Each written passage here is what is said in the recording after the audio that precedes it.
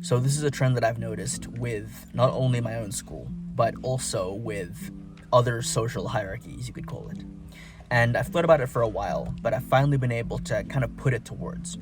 So I've noticed that the guys and girls in my school that were more popular, that were more well-liked, that were in relationships, that had girlfriends and boyfriends, so forth, there was a correlation between those people and the people that were more in the community, that were more active and participating in the school events. They were the ones that were leading the sports teams. They were the ones that were actively operating the equipment for the school plays. They were the ones getting the word out about whatever school activity, school function is going on. They were the ones that were an active member of the community.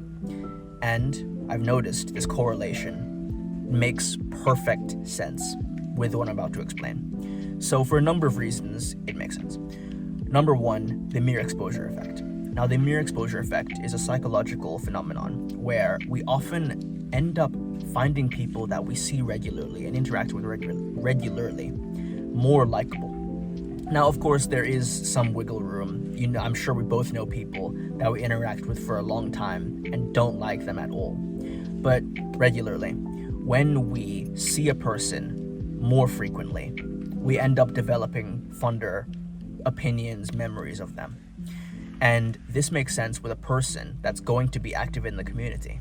Not only are they helping, but it requires them to be going into different classes, interacting with different teachers, different students, manning like whatever stations are necessary for school market days. These are prime opportunities for plenty of people to interact with them and to develop fonder memories of them over time. That's the first one.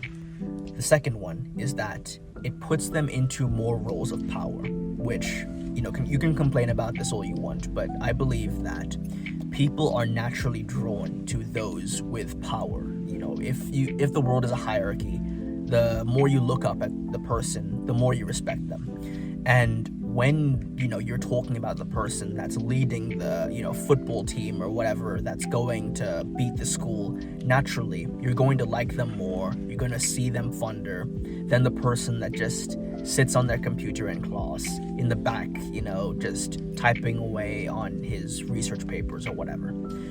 And this applies not just like physically, like there's a stereotype, the football guy is the big hulking jock, but even the people I know that are, skinnier, tinier, if they are doing certain things like manning the operating equipment for school plays, events, they are also in positions of power. People have to report to them if there's an issue or whatever.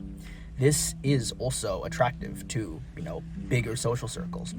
So that's the second one. And there are so many positions I could list off. They were announcing events. They were leading movements. They were, like I said, leading football teams, soccer teams, any sort of sports events.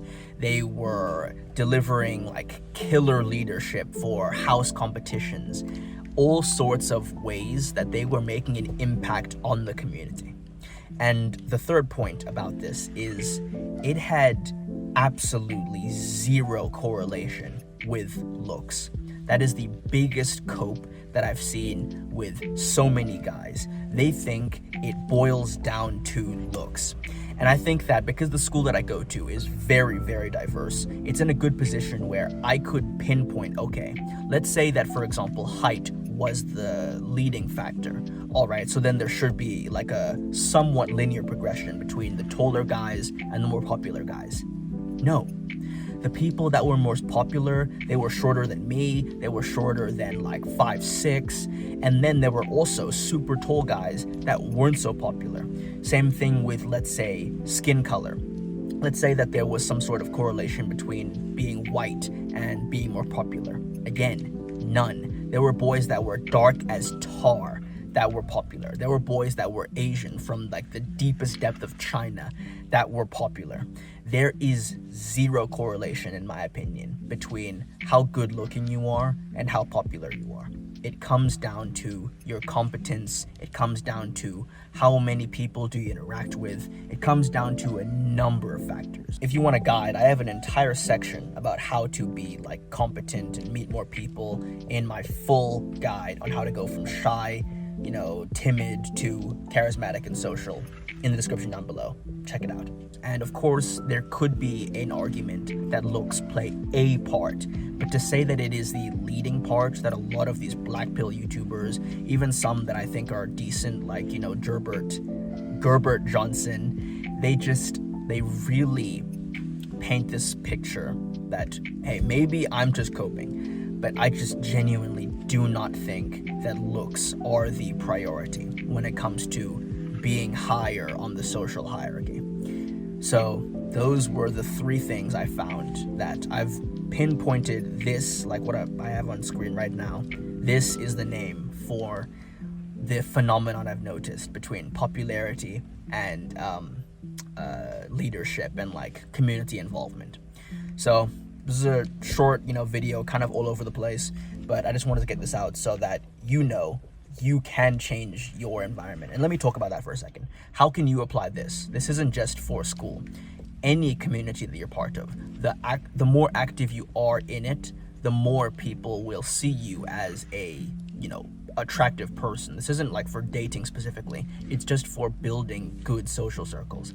And you always want to be a person that's, I know it's kind of cringe to say, but high value. Not in the cringe way where it's like you need to, like, I don't know, what even counts as high value in like the alpha male manosphere. I just mean you need to be somebody that contributes to the community. That's what I mean by high value. High value. Anyway, that's all I got for you. So remember, take action, learn from failure. See ya.